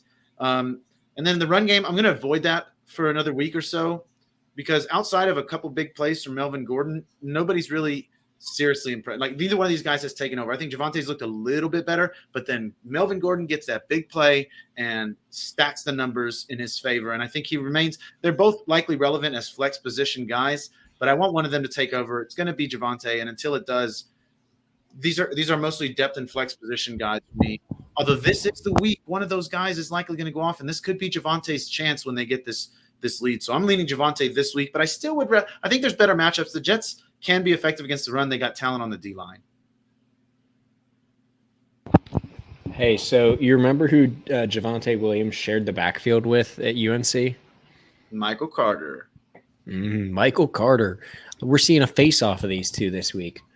Michael Carter last week got some touches, 11 for 59, averaged 5.4 per carry, only 2 receptions, but for 29 yards, 14.5 per reception. That's what I'm expecting from him as far as averages, right? They need to give him the ball more. But this is a guy that can carry it, he can catch it. He can do it all. Yeah. I don't care if he's small. Great. He's not a power back that you're going to put in on the goal line and he's going to have some touchdowns sniped from him that way. I don't care. I still want Michael Carter in any league I can get him. And Javante is the same thing. I mean, obviously it's, limited, but last week, 13 for 64 on the ground, 4.9 per carry, and 1 for 10 in the air. I mean, these are pretty decent numbers for guys that really aren't a focal point of the offense, right? They're rookies 2 weeks in that are, Melvin Gordon and a bunch of garbage are trying to keep them off the field. That's the Jets, by the way. But the biggest thing in this is Teddy Two Gloves. Oof. Can we talk about it's pretty incredible. I don't know what other way to put it. He's put the ball on target 85.5% of the time and only a 10.1% bad throw percentage. He is playing the epitome of efficient football. Yeah. It doesn't get much better than that. Great, it's not massive numbers. He's not throwing 400-plus yard games, but you're throwing 264 and 328 respectively, Jeez. 2 touchdowns, no picks, and a 76 or 77% completion percentage. I love that for Teddy, and I love that for anybody catching the ball. Now, who's catching the ball? A little bit more of a question, but I think Tim Patrick is one of my guys, and KJ Hamler I like as well. Of course, Cortland Sutton's going to get his fair share. Noah Fant. There's plenty of options, even with Jerry Jeudy down. I think when he comes back, he's going to get right back to it without missing a beat. But there's plenty of options here. And even Albert Okwuegbunam, we've seen little glimpses of what he could do if Fant goes down. Your super deep leagues, I'm in some 16 teams. Those are leagues where I want Albert O just on my bench, just in case. Because if Fant were to go down, Albert O immediately becomes a viable tight end, especially with how you get past about tight end 6, 7, 8, and there's a drop-off. And he's right at the top of that, I think, as a starter. Yeah, I don't think there's a single Jet player you can or should be starting against this Broncos defense. They're near the bottom of the league in fantasy points allowed to everybody. Rookie quarterback. The Jets are about real football, not fantasy football, really, at this point. O-line issues also going on with Mekhi Becton not being healthy is not helping this team develop any quicker either. So, and like you guys said, Teddy B's balling. He's top 10 in yards and touchdowns, completing 77% of his passes. I mean, come on. This guy's playing out of his mind. And he's letting the ball go downfield, something we all kind of, pin that stigma to him is like that Alex Smith. He doesn't really throw the ball downfield. I'm seeing a new Teddy, you guys, and if I'm the Broncos organization, I'm pretty excited about what I was able to acquire. really pennies on the dollar for how he's playing. No Judy, big blow to this offense, but it really allowed Cortland Sutton to return to that form we saw him in 2019, where he came in just inside the top 20, a wide receiver too. And Javonte Williams, to me, seems to be building steam. I like him in the matchup. I think the Jets can be had down the run game. I like Melvin Gordon, too, a lot. Currently a running back 10. Both of these guys are flex options. I expect Melvin Gordon to continue to be that 11 to 15 touch guy, 8 to 17 fantasy points a game. It's kind of that range you're going to get for him, a decent ceiling and not too bad of a floor as well, but probably nothing too out of this world. If you're looking for a big play or a big splash week, Javonte Williams would be the back to have. But both solid flex options this week. I'm going to keep an eye on that Javonte's touches and see how this backfield progresses as the season goes on. There's a lot to be excited about in Denver, you guys. This is a team I think is going to be 3-0. Look at the AFC West. Some really good football being played. And I like the Broncos with that spread. And I'll take the over in this matchup. I think the Jets might get some points late in this game. Real quick, this can take out my time for the next game, but I was only a year early on Teddy. I knew it was going to happen. Carolina wasn't the spot. The Broncos, they have to be flashy. They got to chase the Chiefs, and I think that attitude kind of carried over. You know, Teddy's going to do what you ask him to do. If you give him a bunch of weapons that can get downfield, he's going to throw it downfield. Next game's kind of an interesting one. One we'd be looking a little bit more forward to if Tua was healthy for the Dolphins. Coming in 1-1, visiting the Las Vegas Raiders at 2-0. Kind of surprising. Another 2-0 team. The Broncos and Raiders, not the Chiefs in the AFC West Division. Raiders favored by 3.5 with an over-under of 45. No Dolphins this week for me. I can't do it. I'm sorry. I love our guy Mike Gesicki. I'm not a Jacoby Brissett fan, and I just don't think this offense has a whole lot to be excited about right now. Derek Carr having an incredible success for not having very consistent play from his wide receivers. This could be very scary as Bryan Edwards and Henry Ruggs work into every week roles. They're young guys. I expect them to get better as the season goes on. And Derek Carr, the way he's lighting it up, without really a whole lot out of those guys, is pretty exciting if you're a guy that waited on quarterbacks like most of us do and end up with Derek Carr. I still have high hopes for Kenyon Drake as well. The workload is just inevitable with Josh Jacobs not being healthy, and Miami's been pretty giving to running back so far, off to a slow start in that department. But Henry Ruggs and Edwards are also flex options just based on the yards that the Raiders offense is racking up. I'm going to take the Raiders at home, and I'm going to take the under. I think the Raiders separate. The Dolphins don't score much. Yeah, to me, I still do kind of like I think the Dolphins' defense is solid, so I won't be a heavy targeter of this game. But I'm not touching the Dolphins for some time now. I don't care if Tua comes back. I haven't liked what I've seen with Tua. I don't like the quarterback position. This is, I told y'all guys earlier, why are Miami talking to Philly about Gardner Minshew? This is the place that it makes the most sense for me. Don't touch the Dolphins until quarterback is resolved. And that doesn't mean when Tua comes back. That means when quarterback looks good again. Because they need to make the quarterbacks good again in Miami. Call Dan Marino something. It's been really ugly recently, and Tua has not looked good. But I don't want to talk about that anymore. I want to talk about the other side. Derek Carr is the only exception to this because, man, he's faced tougher defenses than this and looked good. He's looked good, period. This is a guy that, I mean, again, we liked him coming in, but it wasn't like something we knew. Here we are. Derek Carr is going to be a viable quarterback moving in immediately. You know, that was amazing, especially with his schedule, man. Like, who saw that with those two teams? So, Edwards and Ruggs are going to be options for me sometimes. Maybe not so much this week. Waller, obviously, he's a matchup no matter who he's playing with. But I think I'll avoid this a little bit. I'll take the Raiders at 3.5, and I'll probably lean the under because I don't see Miami scoring a bunch no matter what defense they're playing. Yeah, I mean, I will say the Raiders' offense has looked good so far this year. I think Derek Carr's playing some good football, right? And I think you're right. It's not necessarily a huge surprise. I thought Derek Carr's been a not great quarterback, but a good quarterback through his career. I mean, this is a guy that averages around 65% completion percentage. You know, the last 3 seasons, he's put up over 4,000 yards. Maybe not crazy touchdown numbers. It's been increasing year on year and lowering his interceptions. So I think it's a guy that's improved over the last 3-4 seasons. He plays efficient ball, not Teddy B, Teddy Two Gloves over here, but plays good football. On the other hand, the Dolphins, you nailed it. I don't like Tua in there. I talked about it last year. I wasn't in on him. I'm still not.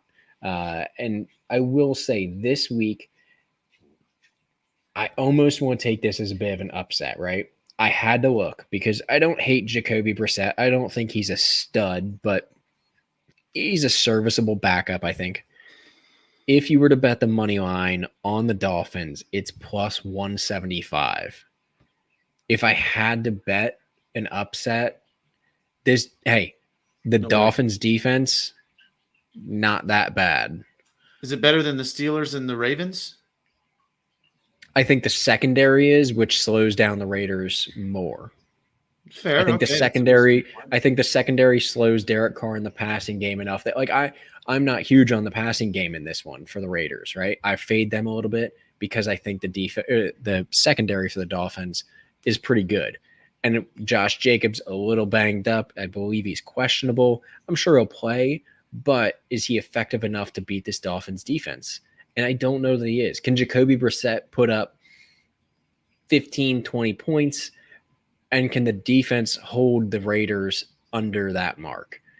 I don't think it's the worst thing you could bet on. I'm not saying it's a slam dunk, but as a little bit of a fingers crossed goes, a little bit of an upset. I wouldn't hate throwing a few bucks at it. I mean, you're thinking that Jacoby Brissett is going to score 15? 17 was the most that Tua scored. I don't think it's impossible, and I also wouldn't entirely, outlaw the idea that Derek Carr could throw a pick six or throw an interception that puts the offense into a position where they can just kick field goals, right? I think he can at least get them within a touchdown and a couple field goals. I think it could be doable. I think I do smash the under on this one. I'll say that much. Yeah, the Raiders for me are a very strong consideration for my eliminators this week because I see no way the Dolphins can beat the Raiders. I can't even envision any sort of scenario. Not with the way Carr's playing right now. That's fair. I'm not, like I said, I'm not trying to slam this button here, but I think it's an interesting one to consider. But anything else on this one, boys? Roll. All right. We're going to take this into, I think it'll be a good matchup. Bucks at Rams. Bucks 2-0, only favored by a point over the Rams, who are at home 1-0. Definitely not correct there. The Rams are 2-0. Over under 55.5. I think I hit the over on this, right? Rams playing pretty good football. Matt Stafford last week, 19 for 30, 278 yards, 2 touchdowns. Darrell Henderson, 13 for 53 on the ground. Sony Michel, 10 for 46. Billy, I know you were talking about Sony Michel, hoping he breaks out. 4.6 yards of carry, not too shabby. Catching the ball. Cooper Kupp snapped last week. Robert Woods, not a bad week, not a great week. The Bucks, on the other hand, I was a bit surprised by their defense, giving up 25 points to the Falcons. So I think that's where this one I hit the over. I think the Rams can easily score on them if the Falcons put up 25. But Tom Brady put up 5 touchdowns against the Falcons defense. So, I think that at the end of the day, I think I take the Rams here. Especially, looking at that Bucks defense and how it played last week, I think I take the Rams. I think Leonard Fournette is viable in this one. I think that they're going to try and run the ball a little bit early to run some clock. I don't think it's going to work long term. So I think they'll end up passing. So Mike Evans, Chris Godwin, Gronk, all going to be, in the mix there, passing the ball. So, like I said, Rams on the over. That's how I'll take this one. Yeah, the Bucks can be had through the air, and they're going to be missing their starting corner, Murphy Bunting. Cooper Kupp's already the fantasy MVP in my mind. I don't see this guy slowing down at all this year.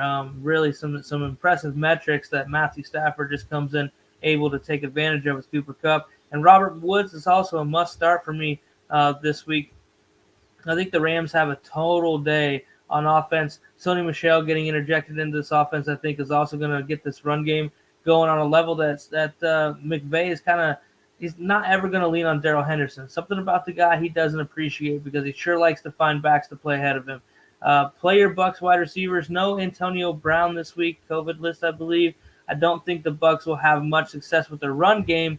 Fournette and Rojo both been extremely underwhelming coming out of the backfield. But I think this front's also going to just continue to hold them down. But I like the Rams and the over in LA as Stafford and these guys find a groove. The Rams are going to be a tough out, you guys. Tough to beat every Sunday, all the time. And Sony Michel, I think it's just a matter of time before he gets going in the zone scheme. Yeah, I'm going to go against y'all. I think the Bucs are the better team.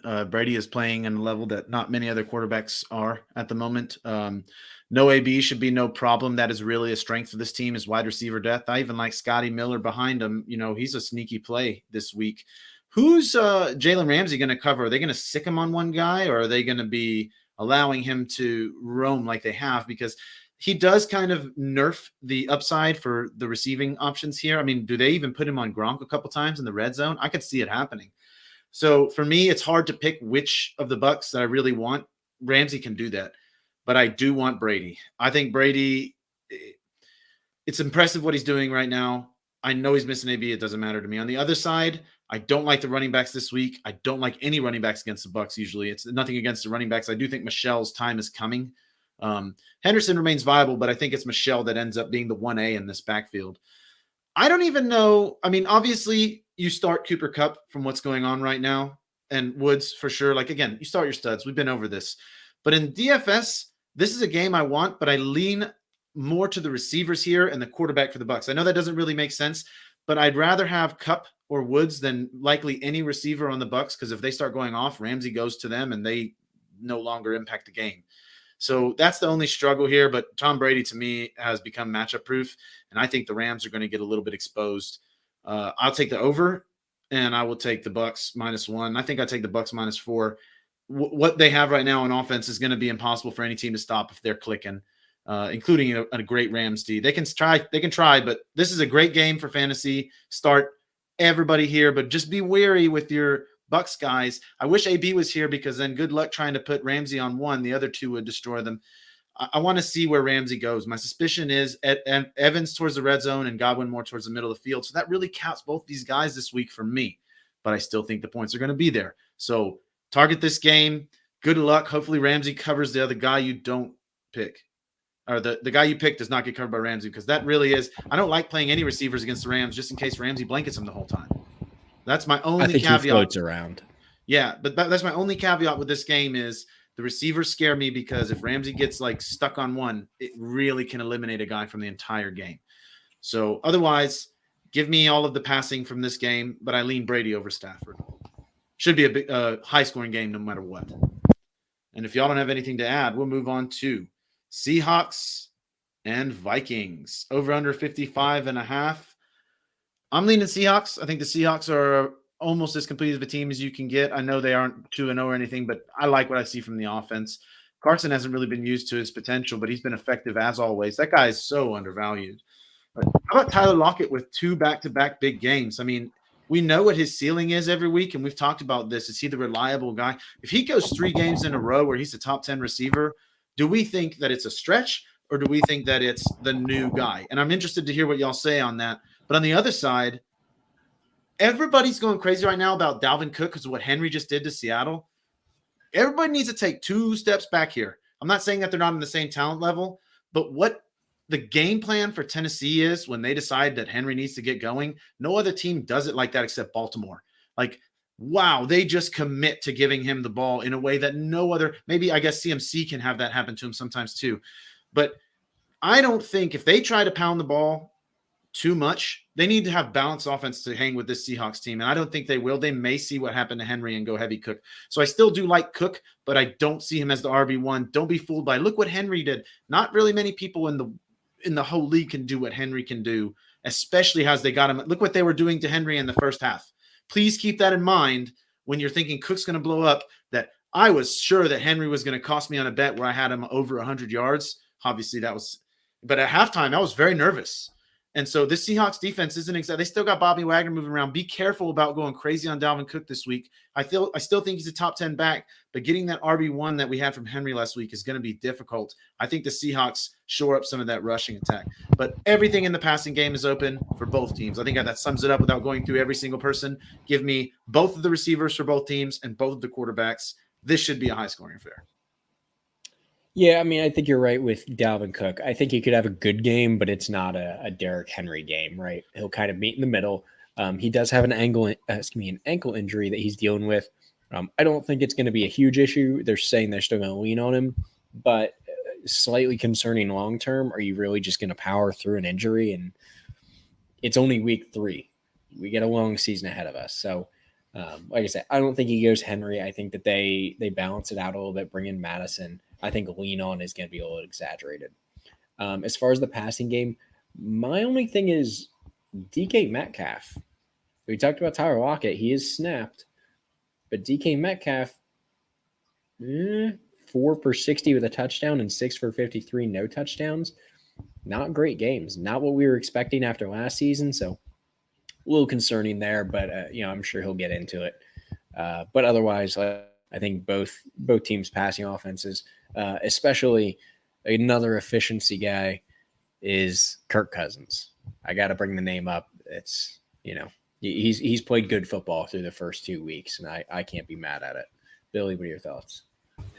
Yeah, the Vikings' pass defense is really, really bad, Tom. You talk about the slow start from DK Metcalf.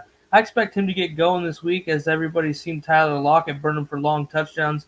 The Vikings and Mike Zimmer were going to back the defense up and not let that happen. And it's going to set up DK a little bit more too, and I really don't know if they can hold either one of these guys anyway. Dalvin Cook, I think, is in for another huge day like Derrick Henry was. He's that caliber guy, and I feel like he's going to get leaned on to try to keep the ball out of Russell Wilson's hands, as they're going to struggle to stop this offense. Seattle is struggling versus running backs also, so Dalvin Cook's in for a great matchup. Obviously got torched last week, but I like Seattle in the under here, DK to get back on track, and I'm liking KJ Osborne as a flex guy, you guys. If he's on your waiver wire, find a place to stash him. The targets are there. The talent is real. Thielen and Justin Jefferson get a lot of attention, and they have no tight end. This kid's going to get a lot of targets, and Kirk Cousins is flat out dishing it. So, like I said, Seattle in the over, 55.5, relatively high for this game. I expect it to be kind of tight as well. You guys got anything else there? Next game, really interesting matchup in my opinion. The Packers, after completely flipping the script from week 1 to week 2, further confusing us on what we got with those guys. 1-1, heading out west, San Francisco, taking on the 49ers, 2-0. The Niners favored by 3.5 with an over-under of 49.5.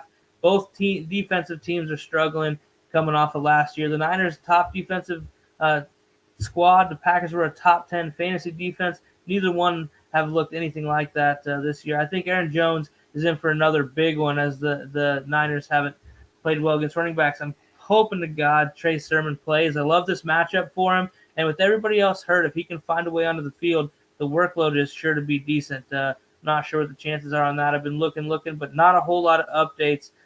Coaching tree battle. Matt LaFleur downstream from Kyle Shanahan. A lot of familiarity in this one. 49ers in the over. I think the 49ers pulled out with the big brother, little brother thing on the coaching standpoint. Yeah, for me, give me the Packers. I think we got to see more of what we're going to be seeing the rest of the year. Aaron Jones, wow, he probably won't have another 4-catch touchdown game, but I don't think that'll be the last 4-touchdown game we see from Aaron Jones. Rodgers is going to torch this defense, because I think he's going to torch every defense he faces from here moving forward. What I'm really looking forward to is to seeing how much this. I think I like the over. So I do think the 49ers offense can move the ball and score against the Packers. This is a shootout.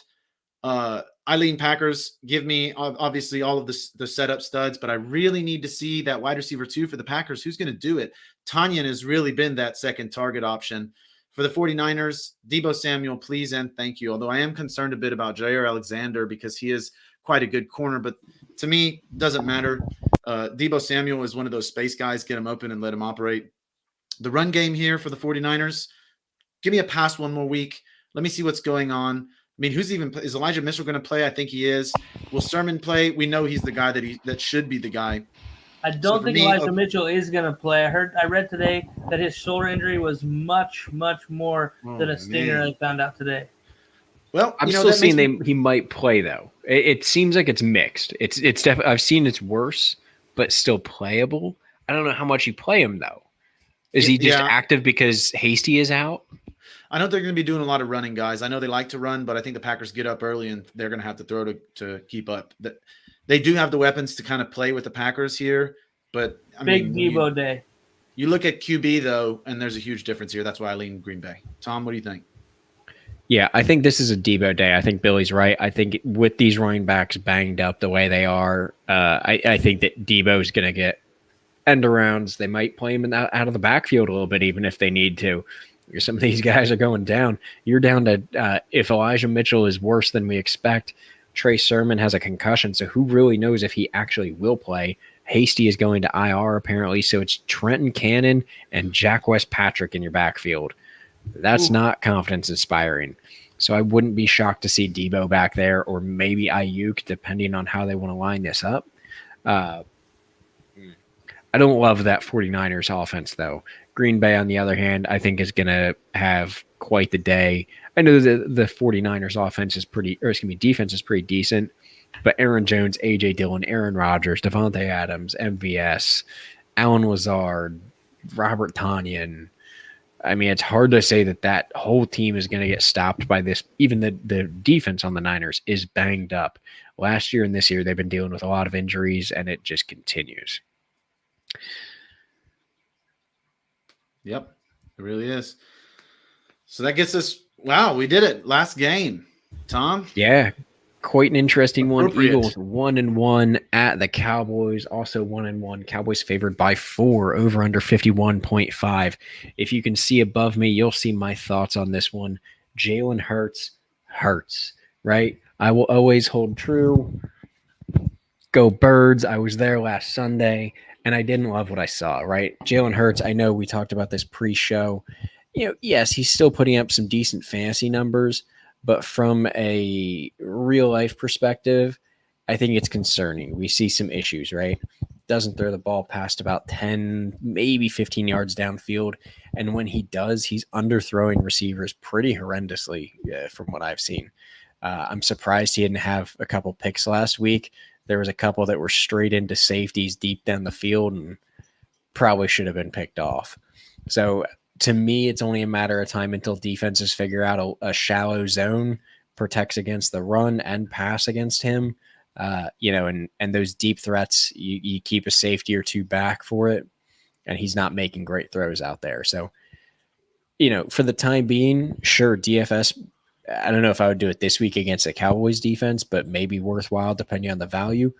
Jalen Hurts could be a viable start, but long term, I just don't see it. I think that there's some issues to be resolved here. Outside of that, Devontae Smith, had a couple big plays last week, should have been big plays. I think the steal for the Eagles is Quez Watkins. Definitely a shifty guy that can get downfield or play, in that sub 10-yard area with some screens. Cowboys, I'm starting them all. Brandon Graham is out. They're not going to get a lot of pressure. The Eagles aren't going to get a lot of pressure against the Cowboys. So I'm playing just about anybody I have on that Cowboys offense. Yeah, coming in, the Eagles defense playing very well at the gate, and the Cowboys not so much. But I'll tell you what, I really don't give a damn. These NFC East matchups are fantasy gold. These guys always crank it up. A lot of 30-something ball games. And I'm starting everyone in this matchup. I like CeeDee Lamb. I think he's in for a humongous target share with the injuries at wide receiver just going into this game. I think he's just going to be leaned on. Amari Cooper banged up if he does play. No Michael Gallup. CeeDee Lamb just looks like the guy that this offense will probably try to go through. I also like Dalton Schultz as a guy to throw in your lineup and start this week. He's going to get some targets as well. I think on the offensive side of the ball for the Eagles, I'm still playing Miles Sanders. I'm hoping he has one of those days that remind us of when he was a surefire RB2. The potential's been there. The touches have been there. Just need this guy to kind of get in the end zone or really kind of put him into that category for us. And as far as receivers go, I think that Devontae Smith and Jalen Reagor both get going as well in this game. I like it to be a high-scoring game. I'm taking Dallas and the over, but I think the Eagles put on a show and Dallas just wins late. Billy, you summed up a lot about what I was going to say. Honestly, man, I mean, I think I'd be wasting time. I think it's going to be the over for sure. I will admit again, Tom, I feel like I'm betraying our quarterback hatred. I liked some of what I've seen from Hurts as far as where he could be a viable option, not the deep ball throwing guy that you really want with guys like Devontae and Rager. But I think that this offense can work with Hurts, and I didn't believe it coming into the season. Don't put me on the Jalen Hurts train yet. For sure don't. But I, at the very least, am at the station going, if I see what I saw in stretches more consistently, Hurts is going to be seeing the improvement that I would have hoped to have seen before I could say, hey, this guy's good. So I'm not there yet. I'm not ready, but this should be interesting, and it should look good on Hurts with this defense he's facing. So, Tom, get ready for Philly. I think even if they lose, I think Philly's going to be all about Hurts next week because he's going to have a big game against this defense. So, but, start everybody. I'm with you. Start everybody. Dallas. Don't worry. They're already about Hurts up here in Philly. It's already rolling. But, hey, it's a good time. Week 3 is going to be an interesting one. We got a lot of fun matchups here, a lot of things to keep an eye on. But just super quick, we have it at the bottom. But where can they follow you? Where can they message us to get start sit advice? I mean, there's a big week. It's make or break for some of us. Yeah. Well, you can find me at Real Ryan Hicks. I'm not on Twitter as much as I am on Sleeper because I'm always tinkering with lineups, making trades, and checking waiver wires. And again, so excited about the St. Jude Bowl, getting to get in the win column this week and start my season starting week 3. I'm just going to ignore. Also, the Guillotine League that I got exposed to guillotine with, I got eliminated last week. That was a league that I drafted too many guys that went down. So really a shame, but thankfully I'm in quite a few other guillotine leagues and doing really well in those. So, the one me and you were in, Billy, I'm really happy with where we're positioning. That's a very unique system. We'll go over that another episode. I think we're up on time, but I'm really excited about that league. And I think you and I are doing pretty well in it, along with Pinto is in that league as well. It was a 3-man league, Tom. I think that's what I don't remember who Derek started it up. Shout out Derek Dennington. Fun concept. Yeah, we're killing it in that league. We look really good moving forward too. It's the only place in my fantasy world where I'm excited about my running backs being J.D. McKissick and Kenyon Drake. But hey, it works for the platform. Yes, exactly. Follow me at BWIT24. I love to get start sit advice, trade advice. I'll give you my input as well. Hit us up at FFR Live, and all of us will chime in. So yeah, catch us next week. Let us know how you did, and I'm looking to stay on top of my division in the St. Jude Bowl. That's my focus this year. Is trying to avenge my pitiful play last year. It was embarrassing, actually, how bad I got my ass whipped. But here we are, trying her second go. Rock and roll. Yeah, like they said, week 3, whether you are 0-2 and you need a jump start to kind of keep your season alive, or you're 2-0 and you really just want to kind of put the pedal to the metal, at Fantasy FR Live, at FFR Tom, at BWIT24, at Real Ryan Hicks, hit us up. All of us, we're happy to help out with your lineups. As always, this has been the Fantasy First Rounders. Tune in next Wednesday, and hey, like they say, stats win ships.